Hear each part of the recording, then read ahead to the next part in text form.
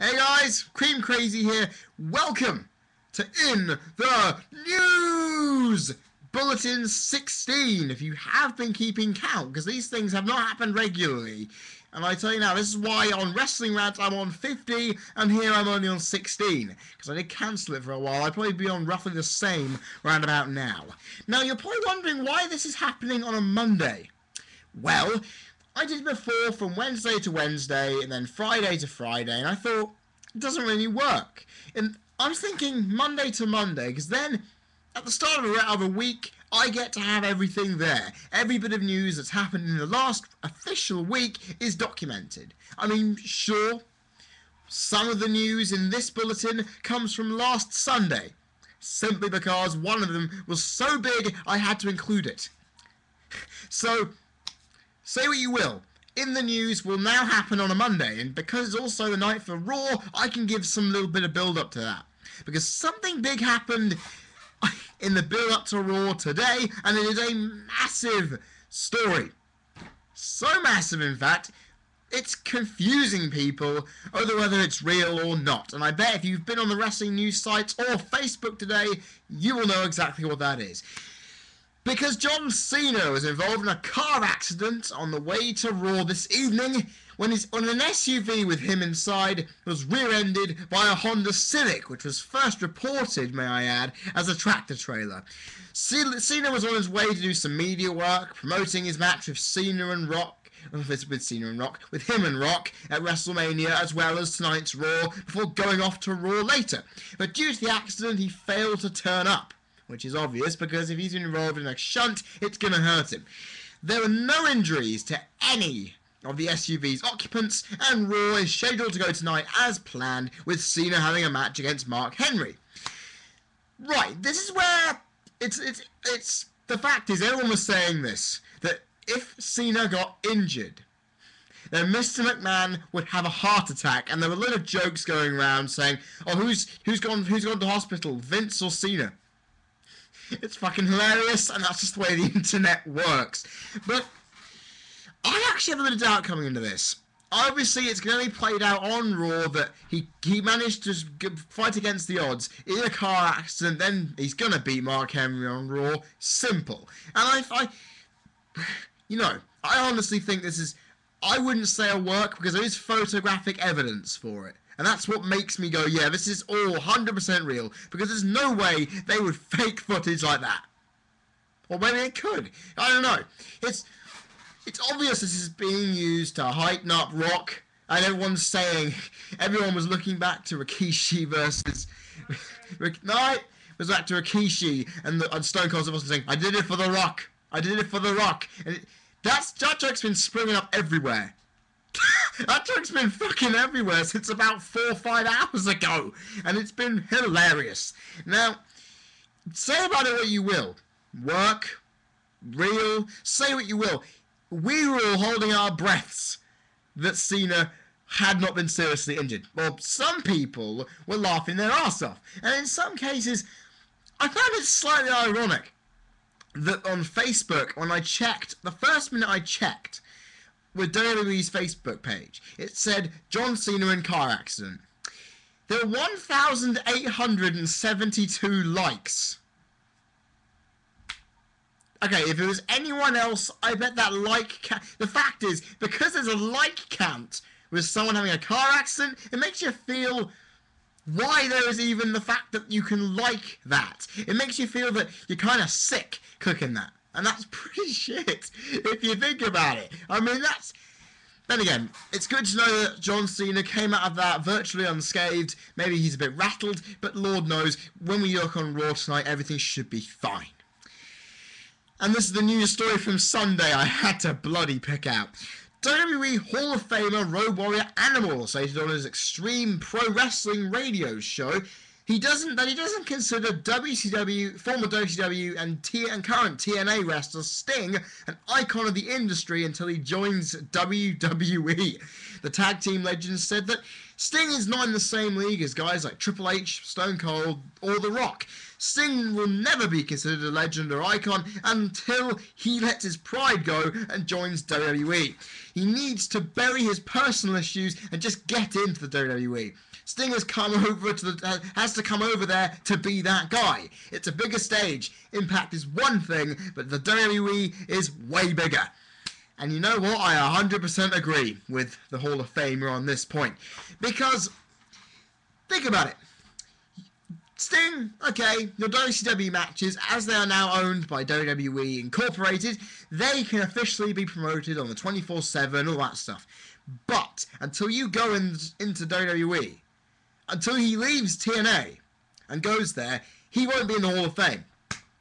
That is 100% true. He will not be in the Hall of Fame until he either retires from wrestling completely or goes to WWE for one last run. Because, I agree, only a few people, he's one of the only people, along with, I would say, Goldberg and DDP, who you could, and Flair and Harley Race probably, who you could say are WCW big people.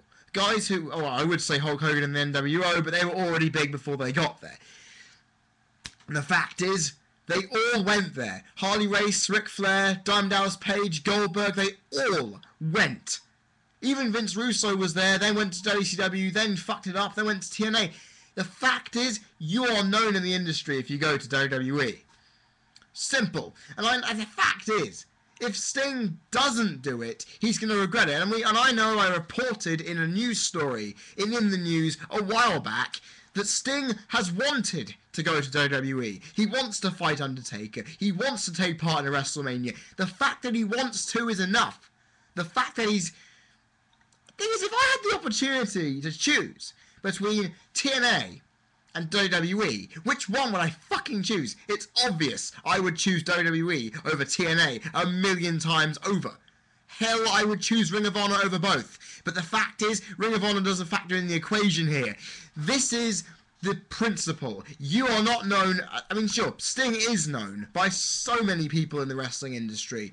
But until he goes to WWE, I agree, he is virtually nothing on the map in terms of legendary status, because your career, however it can be immortalized in the Pro Wrestling Hall of Fame or the Wrestling Observer Newsletter Hall of Fame, or whatever.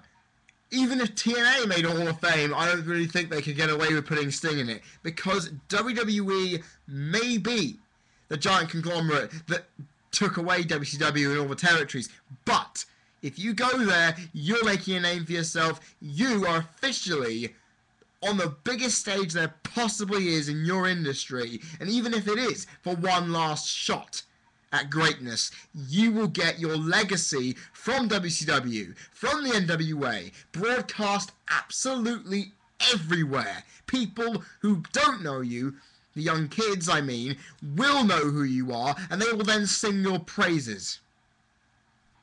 If that isn't enough to take you to WWE, Sting, then I have no idea what you're getting yourself in for by sticking in the shit pit that is TNA. And I mean it, even though I know that people are still going on about the pay-per-view last night and how Impact has gotten better to the point where they say, I can't watch WWE anymore. But it's still the number one. It is still the big company. And if Sting doesn't go there, then I can't do it either. I can't consider him a legend either. I know he is. But he is a legend. He is an icon. But I can't factor the legitimacy in until he does go there. Interesting little story this. The state of Oklahoma suspended all contact sports holding events in the state for an undisclosed period of time starting on March the 31st. And this will apply to MMA, boxing and professional wrestling. This is apparently due to funding of the Oklahoma State Athletics Commission. The fact is, this is a lack of funding due to an upcoming lawsuit by the UFC that will bankrupt the commission outright. And to protect their assets, they are suspending all combat sports, contact sports in the state. Oh my god. That is so stupid! And for the first time ever, UFC look like fucking bullies. I don't know why they're getting in a lawsuit with Oklahoma. Maybe JR can shed light on the situation. I haven't seen it in his blog.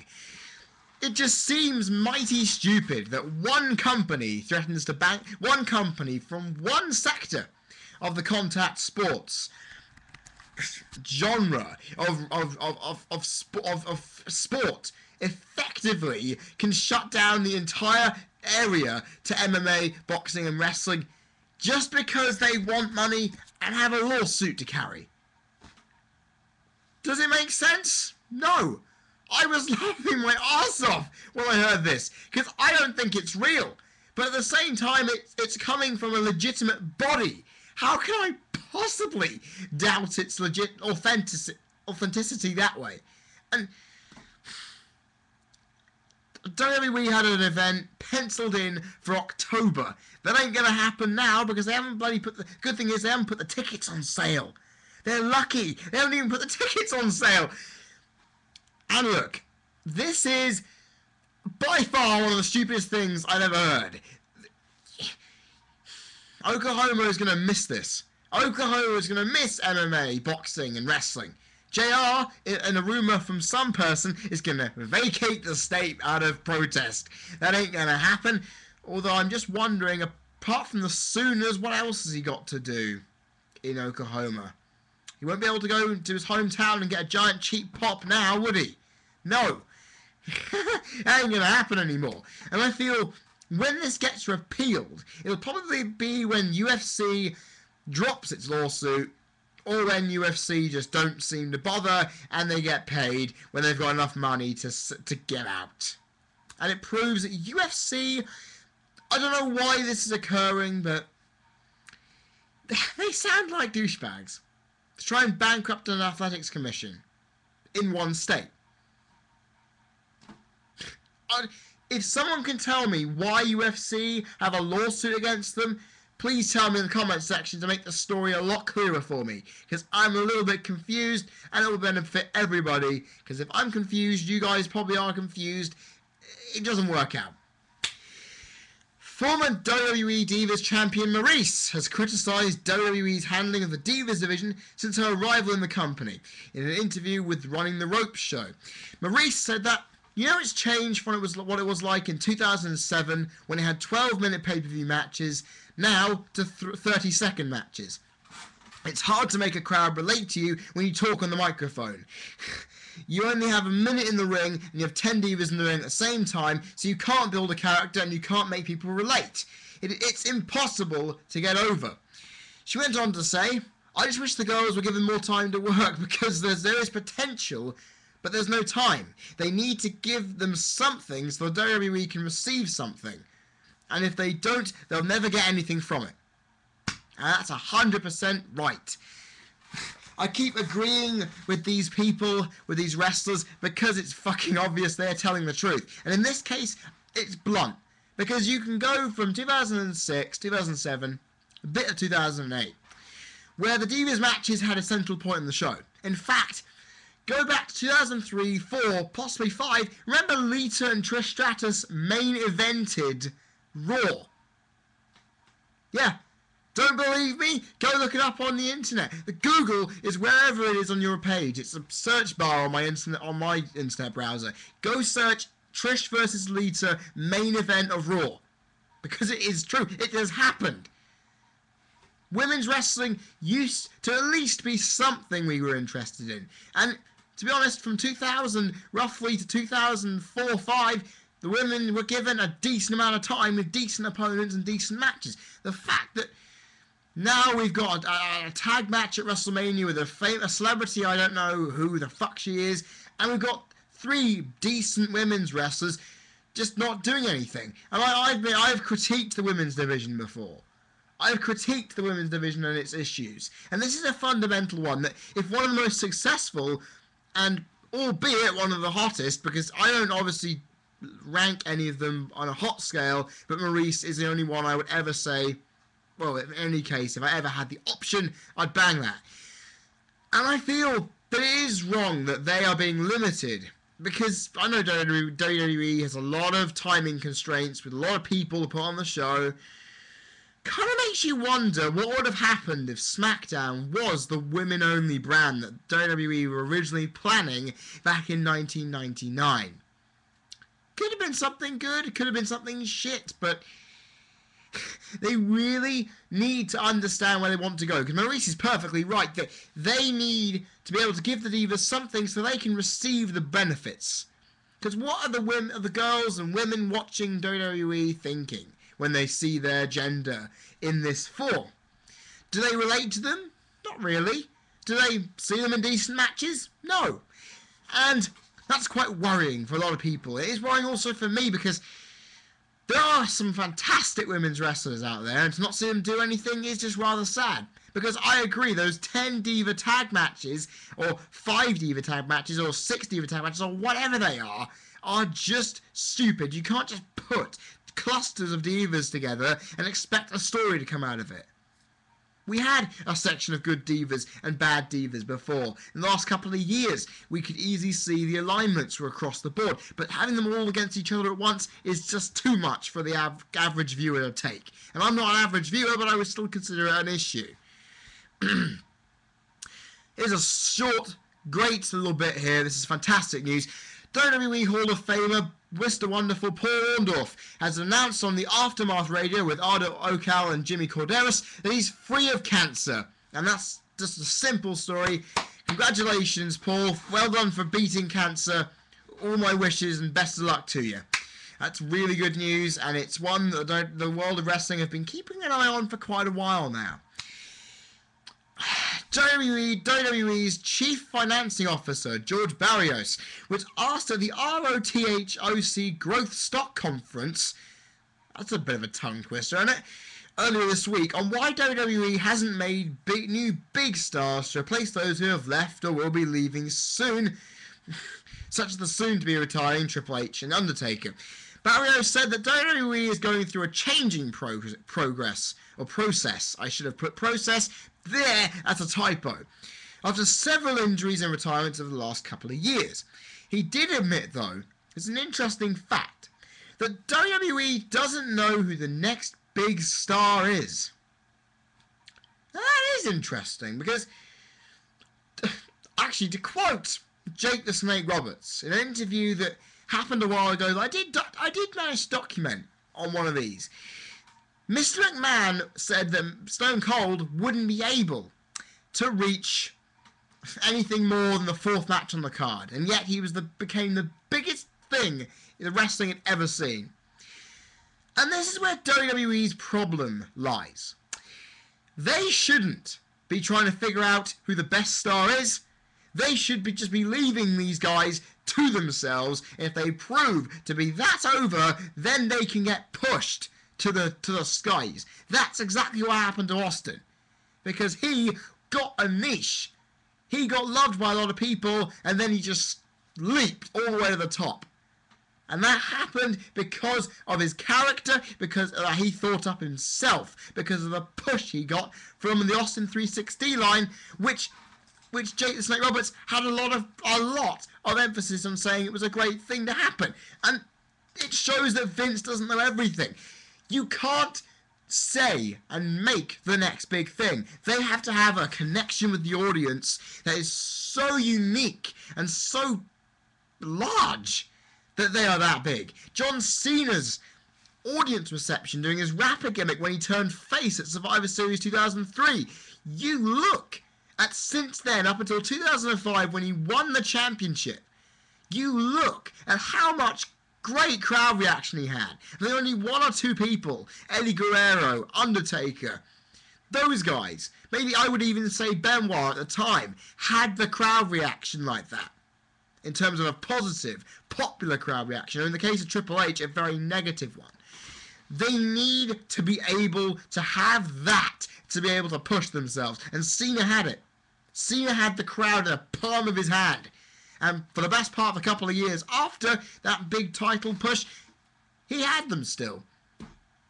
And that's how you build a star. You put them on television, let them do their thing. Don't script it, don't do shit like that. You can't make a star. Okay, WWE took Hulk Hogan, but he was already pretty damn popular anyway. Because he won, it then got built on he won the title, then WWE hyped it to oblivion. You can't do something like that anymore. You have to basically let the star hype and build themselves before you can build them artificially. Because Austin got built artificially after making himself massive.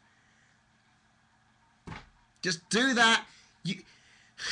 Sure, you're going through a roster which is changing all the while, but it needs to be perfected. There is literally nobody new coming in who has a crowd reaction. Okay, Sheamus. I would say if he had not won 2 WWE titles by now, I would say he is the guy who could be pushed to the big time stop, and yeah, he'd be the next big thing, the next big guy to carry the company because of the amount of reaction he got as a heel and the amount of reaction he got as a face. That is effectively what I'm trying to say, but because he has 2 WWE titles, he can't be considered that. And that is disappointing because I thought this guy had a lot to still has a lot to give. He still does have a lot to give. But because of that push that has already been given, he hasn't had the time to really allow himself to grow. And he's now at that point where he has grown quite a bit. And he could have been perfect for this slot. He could have been the next big thing. But no, WWE had to push the boat out too early. And they are now back at square one, still trying to figure if they can do it again. Just let things go as naturally as they can, and we will be fine. Seriously, we're the ones who choose who the next big guy is. We're the ones who will basically shout out what we want, and we will rally our support behind someone. Don't artificially pump it until you know we are fully behind it. Because Zack Ryder went straight downhill after we got behind him, because you pushed him in the wrong direction. Just thought I'd put that out there. And finally, this little interesting nugget of news. Rumours have been flying around that former WWE wrestler Albert, or as he was known in his last run, A-Train, has re-signed a contract with WWE. However, he has denied this on Twitter or Facebook. I can't remember which. This man, known in Japan as Giant Bernard, managed to win a Tag Team of the Year award in Wrestling Observer Newsletter Awards this year, has been a mainstay in Japan the last couple of years, and has been proven as one of the most agile big men WWE has seen. And he never got much. I mean, he won the Intercontinental title randomly in 2001. I think he beat Kane, didn't he? And I always wondered why this guy didn't get pushed more, because he's definitely got the ability. And there's a rumour going around that he's re-signed and he'll be in John Laurinaitis' corner at WrestleMania, or be back as an enforcer or something like that. And you know what?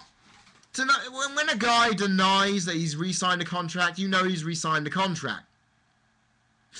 That's simple, because Jericho denied it and look what he ended up doing. Simple. He turned up and that is the end of it. I think A-Train, Albert, Giant Bernard, whatever his name is, will like a push back in WWE because he's got the history. He's on good terms. I don't understand the issue, but there's one major problem with this. The rumour that has been going around is he's in a feud with Cena. Now, a guy like A-Train, Albert, Giant Bernard, whatever his name is, Matt Bloom, that's his actual name, if he does come back and he's a giant powerhouse who can wrestle, and my God, he can wrestle. Just look at some of his matches back in the early 2000s. Good stuff. If you're going to put over someone, don't go against Cena in your first feud unless you completely destroy him. Maybe he comes out night after Mania, bruised and beaten after losing or beating The Rock, because we don't know at this point. And Giant Bernard comes out, flattens him with a Baldo bomb. Could be anything. I mean, I would like to see Matt Bloom, Giant Bernard, A-Train, Albert back in the WWE. It'll give the big men in this scene something different, because he's big, fucking agile, and he's not a muscle-bound freak like Sheamus, or a giant tall guy like Big Show. He's something in between, and that's something we need. because WWE needs some diversity. It's much like seeing a World Heavyweight Champion like Daniel Bryan, who is very skinny, who we know has some muscle behind him and can whoop your ass. It's good to have something like that instead of a guy like Triple H 24/7. Or a guy like Rey Mysterio. Get them both together, you get Daniel Bryan. Well, in my opinion, you get Daniel Bryan if you cross Triple H, a tiny bit of Triple H, in terms of just the general star power he's now bringing in a little bit. I'm probably talking shit, but you see my point here. Daniel Bryan is a hybrid of a couple of other people, and so is the guy we know as Albert A. Train or Giant Bernard. Just putting that out there. I'm confusing you again. Comment section. Yeah, you know what to do. And guys, I'm going to end it there. It's been 25 minutes. I had only a couple of news items, and yet it's gone to this long. I don't believe it. Ladies and gentlemen, thank you so much for taking part in this In the News Bulletin. If you want to do anything, simply comment down there in the comment section on anything you've heard in this bulletin. Also, click that like button down there. And also, please, for the benefit of you and your wrestling mind, click that subscribe button up there. Yeah, I'm using the wrong hand, but I don't care. The subscribe button will still be there, ready for you to click on that. Also, if you want to, you can do 3 things. Very important things. 1, you can like Cream Crazy's Wrestling Rant on Facebook, where every single video will be posted there. You get, even on YouTube, you get the subscriber feed, but you at least get a personal little annotation by me, and you get to talk to me as well. Plus, my personal page is also down there as well. Plus, search CreamCrazyWR on Skype. I'll be there talking, so if you need to talk about wrestling in any form, you know where to find me. Plus, ask me Q&A questions, guys. I've still got 5 days now. Saturday will be the deadline. I haven't received any new questions in a while, and I really feel you guys should. Message me at YouTube here. Message me on Facebook. Message me on Skype. Get me those Q&A questions in, please, guys. I really appreciate the support, and I appreciate the questions, because it's my favourite part of doing this, and I want to do some more. Guys, I've been Cream Crazy. You've been people watching. This has been the 16th In the News Bulletin, and I will see you for my Q&A on the Sunday after I go see Progress Wrestling in the London Relentless Garage, which will be fun. I'm not going to review it, but I will give my small little opinions before I start my Q&A. Got it? Good. Cheers.